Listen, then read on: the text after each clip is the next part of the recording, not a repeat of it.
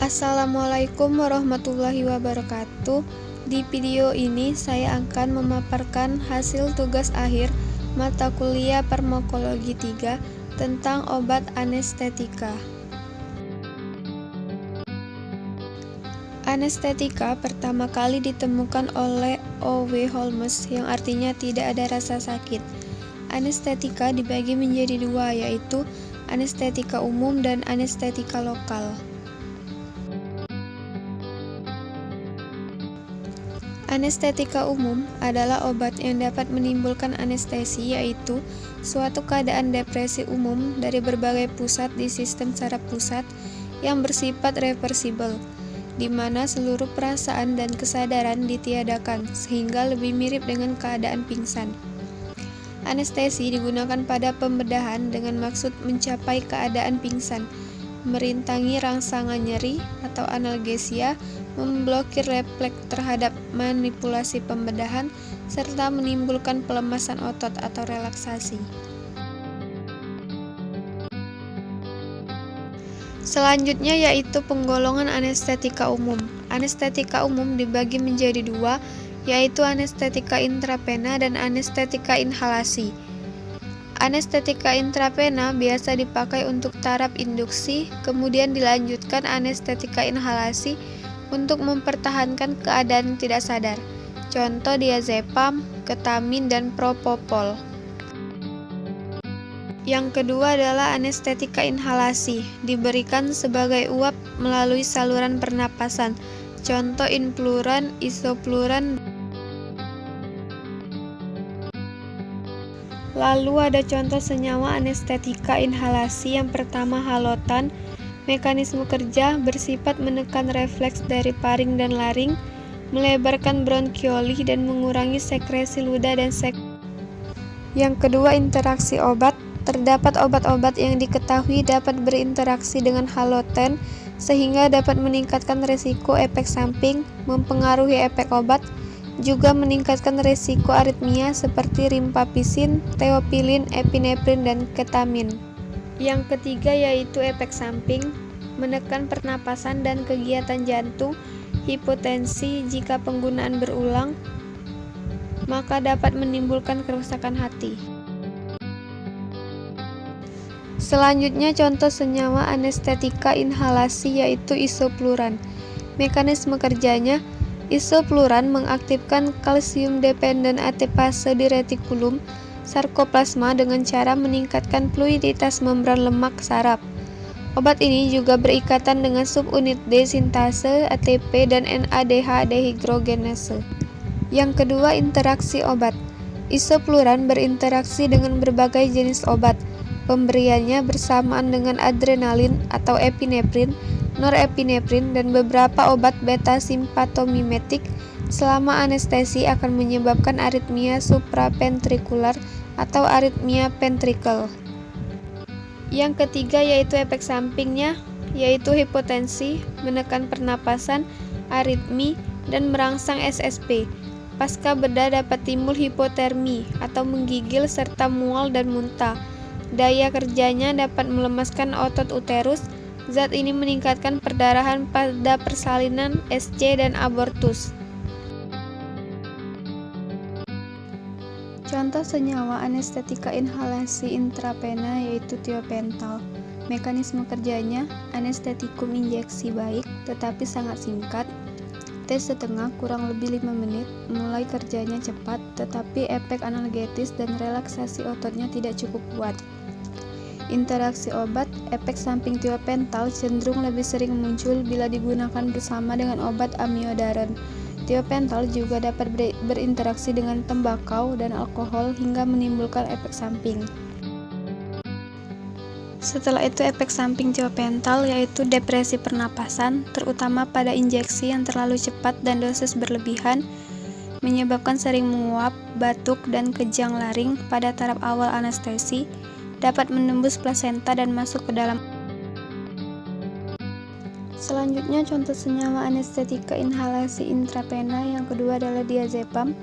Mekanisme kerjanya pada reseptor gamma amino butyric acid, reseptor GABA A, Reseptor ini merupakan saluran ion selektif klorida.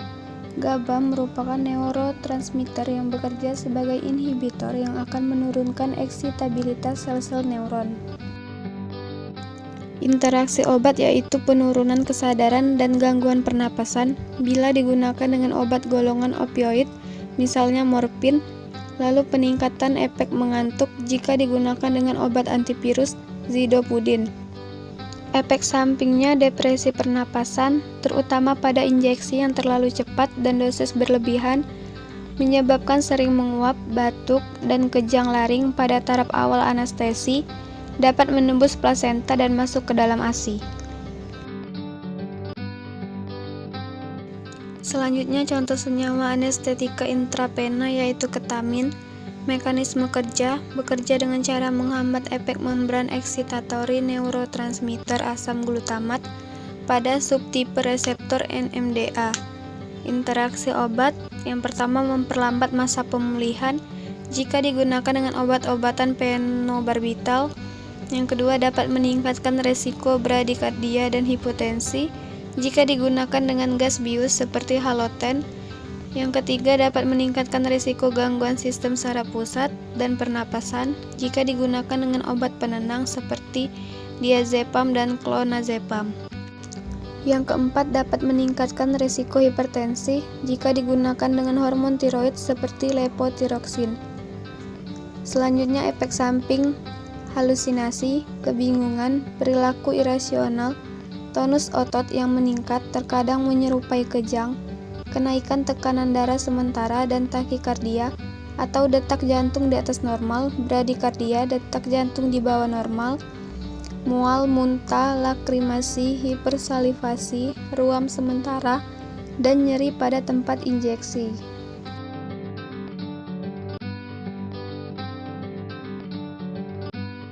Selanjutnya pengertian anestetika lokal.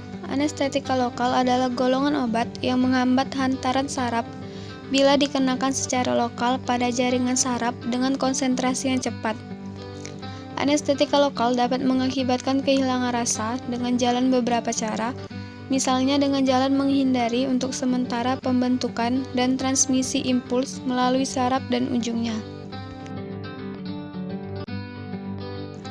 Anestetika lokal dibagi menjadi dua golongan, golongan ester dan golongan amida.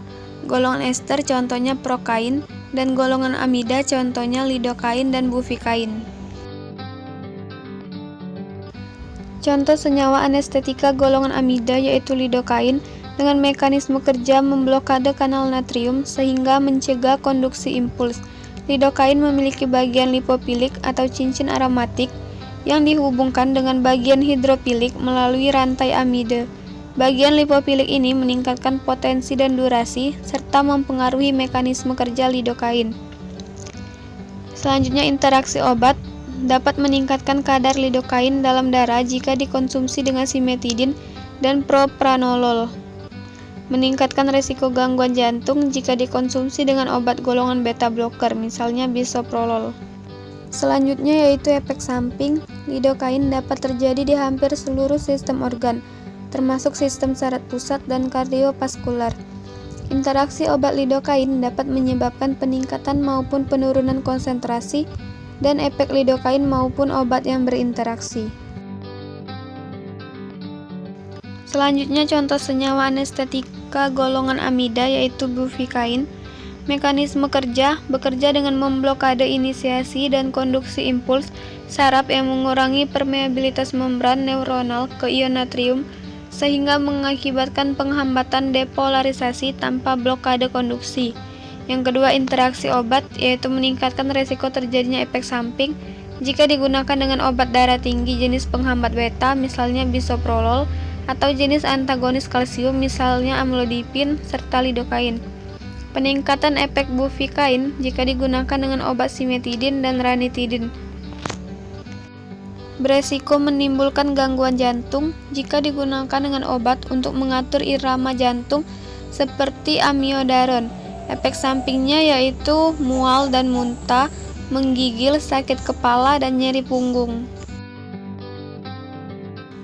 Adapun contoh senyawa anestetika golongan ester yaitu prokain.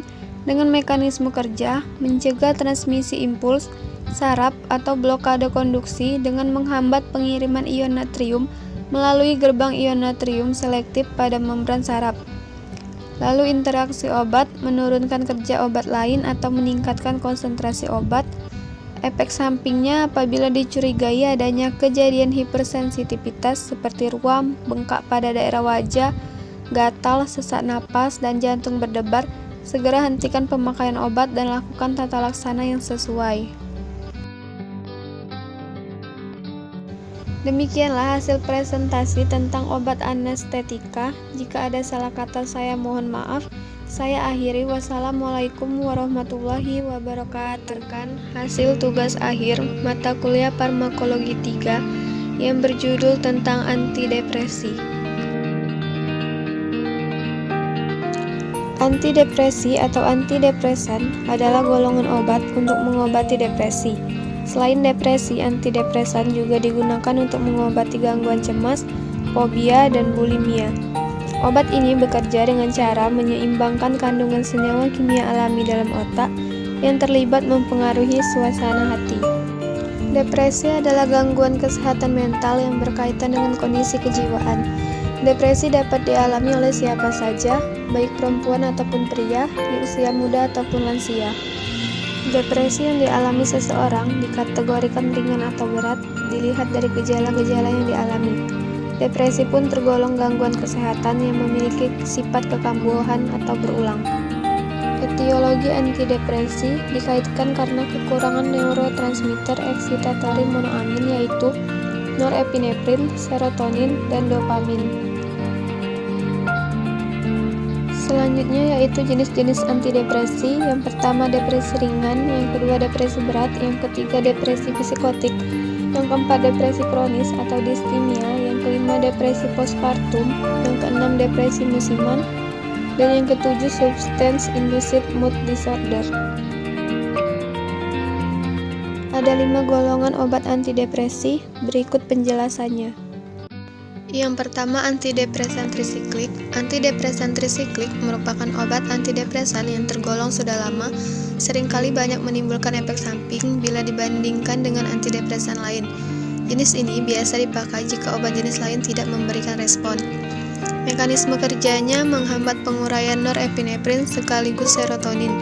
Efek samping dari obat ini kejang, sedasi hipotensi, efek antikolinergik, gangguan jantung dan fungsi seksual, peningkatan bobot badan. Interaksi obatnya dosepin jika penggunaan bersamaan dengan arbutamin, betanidin, kanabis, karbamazepin, simetidin, dan lain-lain dapat menyebabkan peningkatan risiko efek samping tertentu.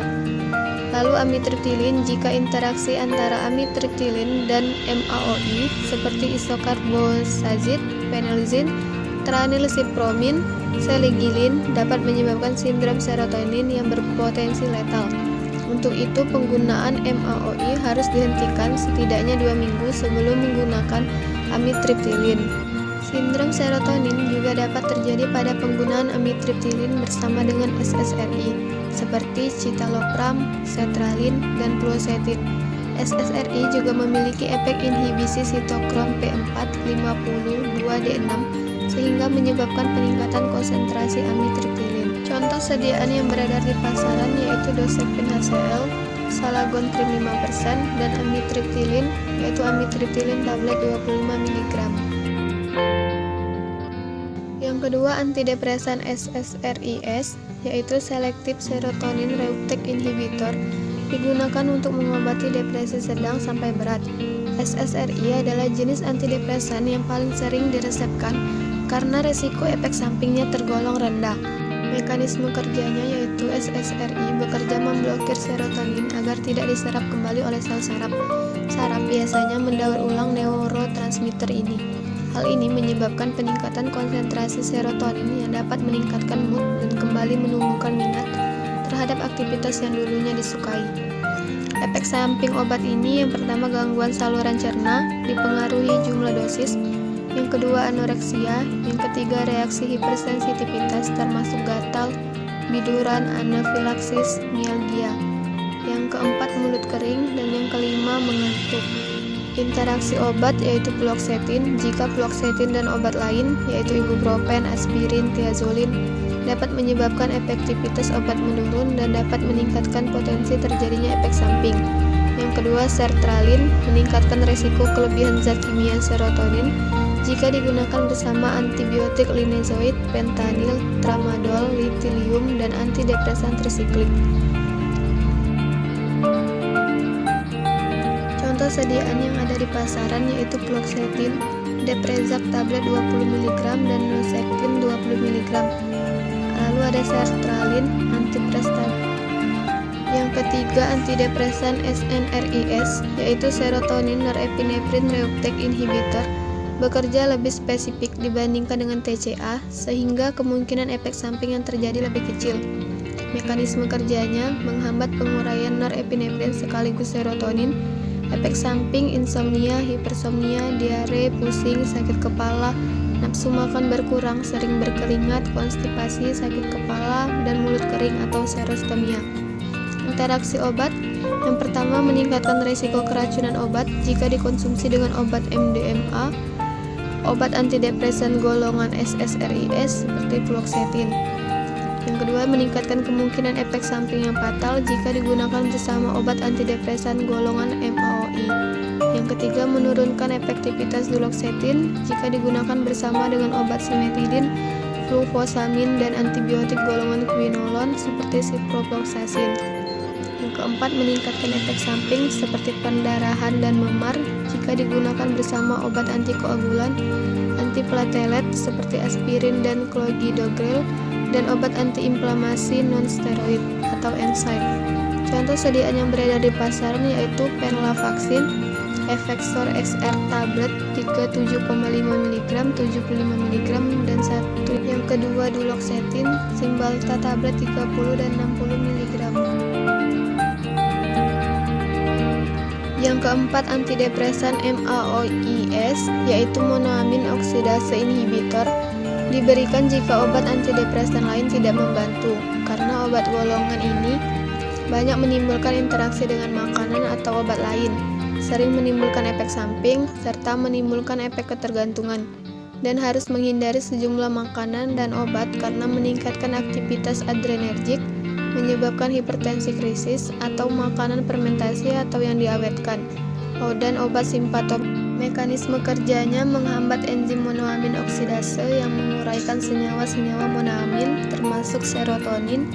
Efek sampingnya gangguan fungsi seksual, gangguan saluran cerna, hipotensi ortostatik, dan peningkatan berat badan. Interaksi obat yang pertama, selegilin, dyskinesia atau pergerakan otot tidak wajar, hipertensi, tekanan darah tinggi, gangguan jiwa, postural hypotension, pusing, penyakit ginjal kambuhan, kepala terasa ringan atau pingsan ketika bangun dari tidur atau posisi duduk. Gunakan dengan hati-hati karena dapat memperburuk keadaan. Yang kedua, Phenelzin. Penggunaan bersamaan dengan amitriptilin, amoxapin, amfetamin, apraklonidin, atau moxetin dapat mempengaruhi kinerja Phenelzin. Contoh sediaan yang beredar di pasaran yaitu selegilin, tablet 5 mg, transdermal patch 6 mg. Lalu Phenelzin tablet 15 mg. Yang terakhir yaitu antidepresan atipikal. Antidepresan ini merupakan antidepresan jenis lain yang bekerja sedikit berbeda dengan obat jenis lain. Mekanisme kerjanya bekerja menyerupai analog serotonin. Efek sampingnya gangguan fungsi seksual, gangguan saluran cerna, hipotensi ortostatik, dan peningkatan berat badan, lalu efek antikolinergik. Interaksi obat yang pertama, bupropion, peningkatan risiko terjadinya efek samping yang fatal jika digunakan dengan obat penghambat monoamin oksidase atau MAOI. Peningkatan risiko terjadinya efek samping yang fatal apabila digunakan dengan levodopa atau amantadin. Yang kedua yaitu mirtazapin, penggunaan bersamaan simetidin, diazepam, ketoconazole, tramadol, triptopan, dan lain-lain dapat memperburuk efek samping. Contoh sediaan yang beredar di pasaran yaitu bupropion, tablet oral hidroklorid 75 dan 100 mg, dan mirtazapin, tablet oral 7,5 mg, 15 mg, 30 mg, dan 45 mg. Demikianlah presentasi tentang obat antidepresi. Jika ada salah kata saya mohon maaf. Saya akhiri. Wassalamualaikum warahmatullahi wabarakatuh. Assalamualaikum warahmatullahi wabarakatuh. Di video kali ini saya akan memaparkan tugas akhir mata kuliah farmakologi 3 tentang obat sistem saraf otonom. Sistem saraf otonom adalah sistem saraf yang bekerja tanpa perintah dan mengkoordinasi sejumlah fungsi organ, yaitu kardiovaskuler, pernapasan, pencernaan, ekskresi, dan reproduksi. Saraf otonom dibagi menjadi dua, yaitu saraf simpatis atau adrenergik dan saraf parasimpatis atau kolinergik. Pada umumnya, kedua susunan saraf ini bekerja antagonis. Bila salah satu sistem menghambat fungsi tertentu, yang lain justru menstimulasi. Pembagian sistem saraf otonom yang pertama, sistem saraf simpatis, bekerja dengan melepas neurotransmitter adrenalin atau noradrenalin di ujung sarafnya, meliputi neuron postganglioner dari saraf simpatis. Adrenalin atau NA juga diproduksi oleh medula adrenalis atau korteks, menimbulkan efek eksitasi fungsi organ. Yang kedua, sistem saraf parasimpatis, bekerja dengan melepaskan neurotransmitter asetilkolin atau ACH, menimbulkan efek inhibisi fungsi organ, bekerja pada kondisi tubuh saat beristirahat. Obat-obat otonom adalah obat-obat yang dapat mempengaruhi penerusan impuls dalam SSO dengan jalan mengganggu sintesa, penimbunan, pembebasan, dan penguraian neurotransmitter atau mempengaruhi kerja neurotransmitter terhadap reseptor khusus. Akibatnya adalah dipengaruhinya fungsi organ, yaitu otot polos, jantung, dan kelenjar. Penggolongan obat SSO, zat-zat yang bekerja terhadap saraf simpatis, ada dua, yaitu simpatomimetika atau adrenergik dan simpatolitik.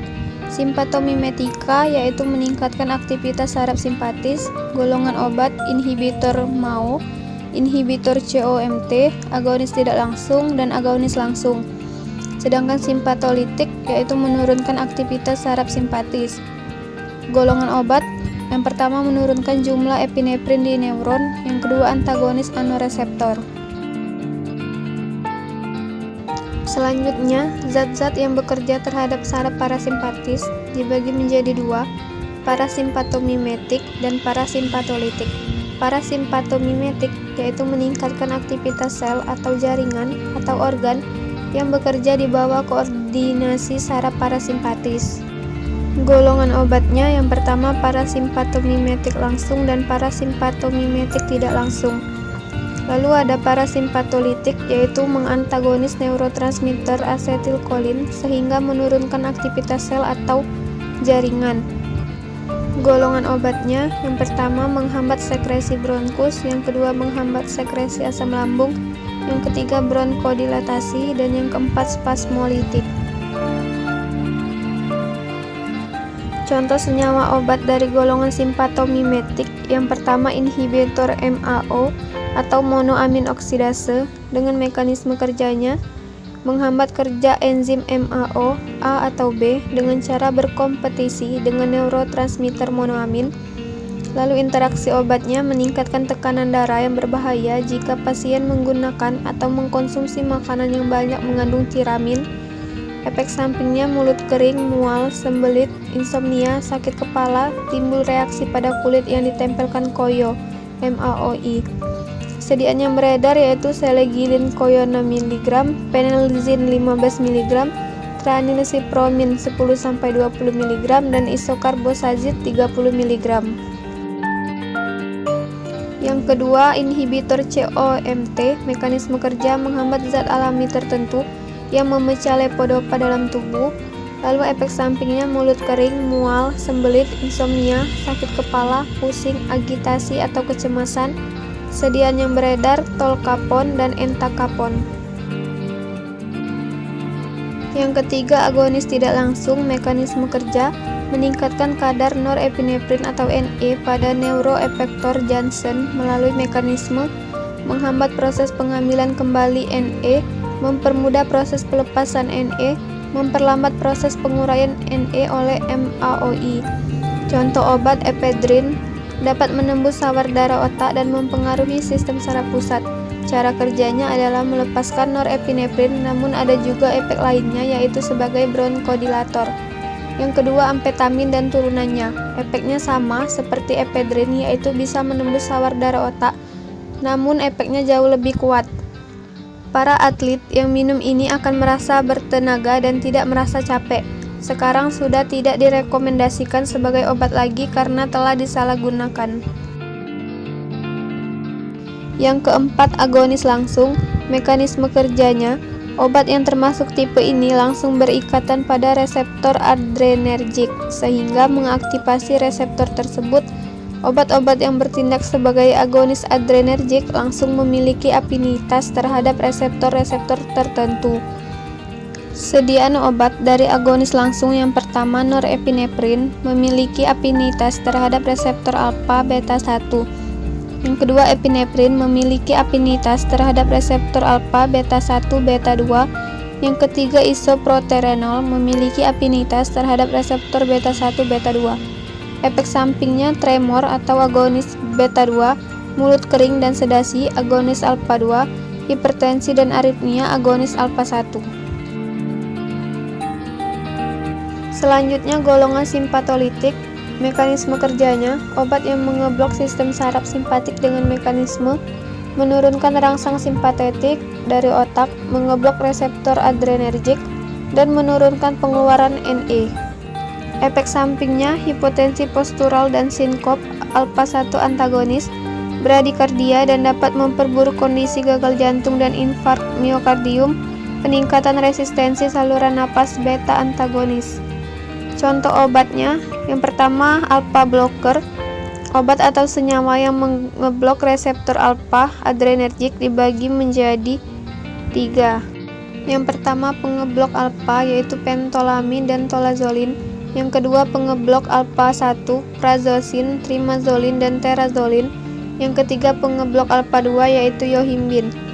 Yang kedua beta blocker, obat atau senyawa yang mengeblok reseptor beta adrenergik dibagi menjadi 3. Yang pertama pengeblok beta yaitu propanolol, karteolol, pindolol dan timolol. Yang kedua pengeblok beta 1, acebutolol, atenolol, betasolol. Yang ketiga pengeblok beta 2, butasamin, menyebabkan bronkokonstriksi. Selanjutnya, golongan parasimpatomimetik dibagi menjadi 2, bekerja langsung dan bekerja secara tak langsung. Bekerja langsung pada organ ujung dengan kerja utama mirip efek muskarinik dari ACH. Contoh karbakol, pilokarpin, muskarin, arekolin. Semua obat ini bersifat hidrofil kecuali arekolin. Bekerja tak langsung yaitu merintangi penguraian ACH secara reversibel atau sementara. Contoh pisoktigmin, neostigmin, dan piridostigmin atau antikolinesterase. Efek sampingnya diaporesis, diare, kram perut, sulit mengakomodasi mata, dan hipotensi. Selanjutnya, golongan parasimpatolitik. Yang pertama, menghambat sekresi bronkus, contoh atropin, digunakan untuk pramedikasi anestesi infark miokardia akut. Yang kedua, menghambat sekresi asam lambung, contoh pirenzepin. Yang ketiga, bronkodilatasi, contoh itropium bromida. Lalu efek sampingnya serostomia, konstipasi, pandangan kabur, dan obstruksi saluran cerna. Demikianlah presentasi tentang obat-obat yang bekerja pada sistem saraf otonom. Bila ada salah kata, saya mohon maaf. Saya akhiri. Wassalamualaikum warahmatullahi wabarakatuh.